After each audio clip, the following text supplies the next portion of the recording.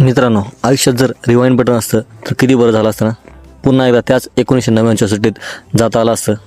ना त्या काळात ना हातात स्मार्टफोन होता, ना सोशल मीडिया होता. फक्त आणि फक्त गावाकडची सकाळ, जिथे सकाळी लवकर उठून गल्ली क्रिकेटच्या मॅचेस आणि दुपारी आईने वाळवलेली कुरडई पापड चुरून खाण्यात एक वेगळीच मजा असायची. आज आपण अशाच एका आठवणीच्या प्रवासावर निघणार आहोत.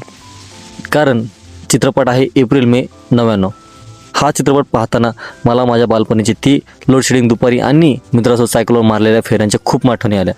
चला तर बोलूया या मूवीबद्दल, या चित्रपटाबद्दल, की चित्रपट कसा आहे.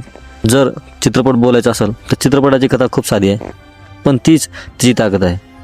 10वी-12वीच्या बोर्डाच्या परीक्षेनंतर तो काळ जेव्हा आपण निकाल लागल्यापूर्वी त्या मोकळ्या सुट्टीत असतो. या चित्रपटात अशाच काही मित्रांची ग्रुप आहे जे आपल्या भविष्याबद्दल अभितज्ञ आहेत आणि सध्याच्या